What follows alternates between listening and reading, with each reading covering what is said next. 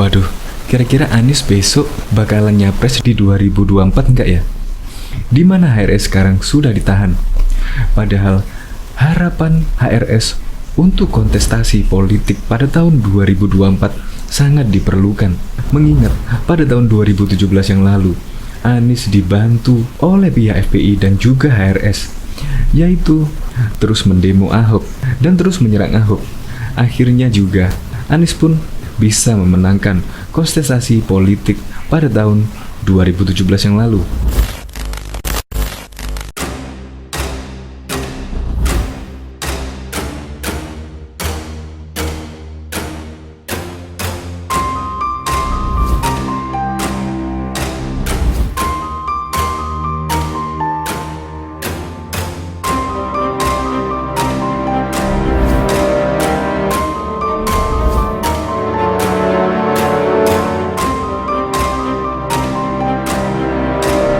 Terus sekarang HRS sudah ditangkap. Harapannya siapa? Kemungkinan harapan Anies adalah UAS. Nah, sedangkan UAS kemarin pada waktu mendukung Anyar di Pilkada Kota Medan juga sudah tidak laku. Anyar kalah oleh menantu Presiden Joko Widodo, yaitu Bobi Nasution. Anyar kalah dengan perolehan 45% dan Bobi Nasution 54%. Terus gimana Anies Baswedan? Kira-kira Anies minta dukungan siapa lagi? Saya masih ingat betul pada Pilkada DKI Jakarta pada tahun 2017 yang lalu, di mana semua dikorbankan. Politik identitas, black campaign, semua ada di situ. Dan akhirnya Pak Anies lah sebagai pemenangnya, di mana Ahok adalah seorang non-muslim dan juga keturunan Cina. Maka pada waktu tahun 2017, politik identitas terus-terus digaungkan. Bahkan dulu sampai jualan ayat dan mayat, di mana orang yang memilih kafir kalau meninggal tidak bakal disolatkan. Sangat ngeri pada tahun 2017 yang lalu. Dan saya bangga sekali pada tahun 2020 ini masyarakat kemungkinan sudah mulai sadar, di mana UAS mendukung pasangan calon Anyar. Malah masyarakat di Medan memilih Bobi sebagai calon wali kota Medan versi Quick Count. Biasanya sih Quick Count beda tipis lah sama Real Count. Jadi kemungkinan pemenangnya adalah Bobi. Di mana sekarang politik identitas sudah ditinggalkan oleh masyarakat. Kemungkinan sudah enek pada waktu tahun 2017 yang lalu. Saya melihat pilkada di tahun 2017 yang lalu, rasanya enek dan pengen muntah.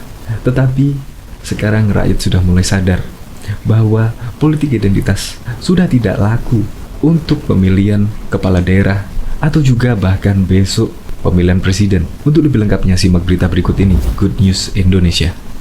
Belum menyaksikan video ini, pastikan bosku jangan lupa subscribe, karena subscribe itu gratis plus bonus tonton video terbaru setiap harinya. Jangan lupa ya. Anies minta dukungan siapa lagi? Jagoan Ustadz Abdul Somad di Pilkada Medan, Anyar Nasution Salman Al-Farisi kalah di Pilkada Medan versi hitung cepat atau Quick Count.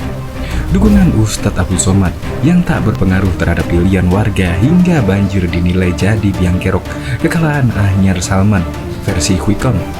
Tidak berpengaruh, dukungan UAS itu tidak berpengaruh.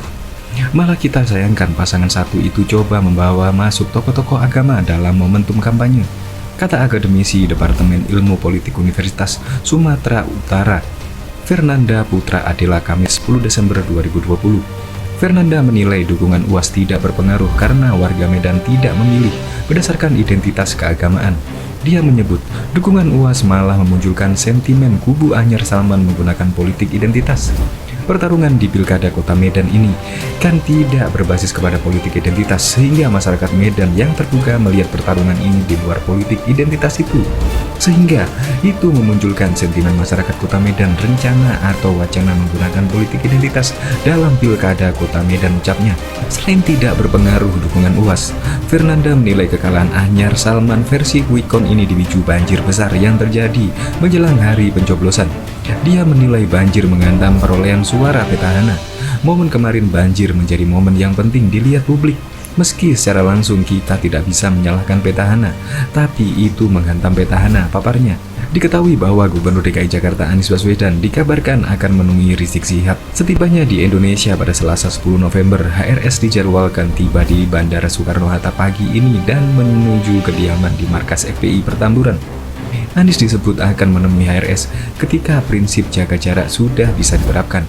Insya Allah Bapak Anies Baswedan akan bertemu dengan HRS paling lambat besok Rabu ketika sudah teratur jarak physical distancing, kata Wasekjen BA212 Novel Bakmumin pada Republika Selasa 10 November.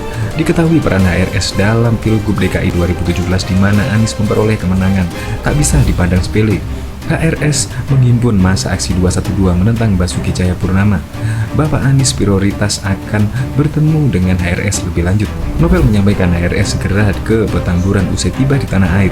HRS akan disambut massa yang telah menunggunya. Beliau akan menyapa semua umat Islam nanti lewat mobil B1 FPI ketika keluar tol dan terus menerima tamu di Petamburan, sebut Novel. Sebelumnya, tak ada agenda pertemuan HRS dengan Anies Baswedan seperti yang disampaikan oleh DPP FPI. Sekretaris Umum DPP Front Pembela Islam FPI Munarman memastikan Rizik Syihab pulang ke tanah air sesuai jadwal. Imam besar FPI itu akan bertolak dari Arab Saudi pada Senin 9 November pukul 19.30 waktu Indonesia bagian Barat. Selasa 10 November 2020 pukul 9, Habib Rizik tiba di Terminal 3 Bandara Soekarno-Hatta dan langsung melanjutkan perjalanan menuju kediaman di Petamburan, Jakarta Pusat, kata Munarman ketika dikonfirmasi Republika Minggu 8 November. Habib Rizik lanjut dia baru akan menghadiri sejumlah kegiatan pada Jumat 13 November. Kegiatan pertama yang dihadiri Rizik Syihab adalah Maulid Nabi di Majelis Taklim Al-Afaf pimpinan Al-Habib Ali bin Abdurrahman Assegaf di Tebet, Jakarta Selatan pukul 4 dini hari. Di hari yang sama pukul 8 waktu Indonesia bagian Barat, kata dia, Habib Rizik bakal melanjutkan perjalanan menuju markas syariah di Megamendung, Bogor. Di sana, Rizik bakal bertemu peletakan batu pertama pembangunan Masjid Raya Markas Syariah dan menyelenggarakan sholat Jumat. Pada Sabtu 14 November 2020, Rizik Syihab akan hadir dalam acara peringatan Maulid Nabi di PP FPI Petamburan, Jakarta Pusat, ungkap Munarman. Rizik Syihab sebagai tokoh agama yang memiliki banyak pengikut di Indonesia patut diperhitungkan dalam kontestasi pemilu 2024 mendatang. Lihatlah bagaimana Rizik Syihab disambut bagaikan seorang raja dengan banyaknya massa yang datang. Sebab itu, peran Rizik Syihab beserta pendukungnya di dunia politik mulai terlihat dalam beberapa tahun belakangan. Tidak dipungkiri pengaruh Rizik Syihab dalam pertarungan pemilihan kepala daerah atau Pilkada DKI tahun 2017 lalu ikut mengantarkan pasangan Anies Baswedan Salahuddin Uno sebagai pemenang kontestasi politik 5 tahun tersebut. Terlihat jelas bagaimana peran Rizik Syihab sangat sentral dalam proses pemenangan kandidat calon dalam kontestasi politik. Kita bisa melihat secara jelas bahwa Rizik Syihab bisa berperan besar dalam kontestasi politik tahun 2024.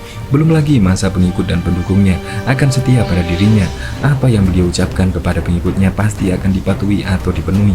Begitu pentingnya seorang Rizik bagi pengikutnya. Sebab itu bukan tidak mungkin Rizik akan memainkan peran sentral di pemilu 2024. Sepertinya sosok Rizik sudah sangat terkenal dan jadi panutan bagi pengikut-pengikutnya. Pantas saja bila beberapa partai politik menginginkan seorang Rizik masuk partai politik agar bisa berperan banyak untuk partai. Begitu juga pengikut beliau masuk partai politik pun diharapkan. Karena itu Rizik Syihab mempunyai banyak pendukung dan membela dirinya. Lihatlah beberapa kasus hukum yang menimpanya membuktikan seorang Rizik dibela pengikutnya. Lihatlah seorang Rizik disambut dengan banyaknya massa pendukung. Kondisi ini tentu akan dimanfaatkan beberapa partai politik untuk mendongkrak elektabilitas partai politik tersebut.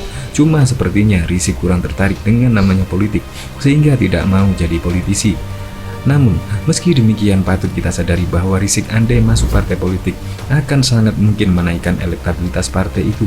Karisma Rizik sepertinya sangat bersinar dan membuat banyak umat terkesan olehnya. Karena itu Rizik dapat dikatakan berperan besar dalam sebuah konsentrasi pemilu untuk meraup banyak suara dari rakyat. Karena itu tidak heran juga kalau Rizik sering ditemui oleh beberapa paslon dalam menuai konsultasi politik. Itu artinya paslon tersebut ingin meminta restu maupun dukungan dalam proses pemenangan. Namun demikian, apapun itu, bukan berarti Rizik adalah segala-galanya untuk menangi konsentrasi politik. Dengan track record bagus, juga bisa menangi dengan mudah sebuah konsentrasi politik. Apalagi sekarang ini, Rizik sudah ditahan di Mapolda Metro Jaya.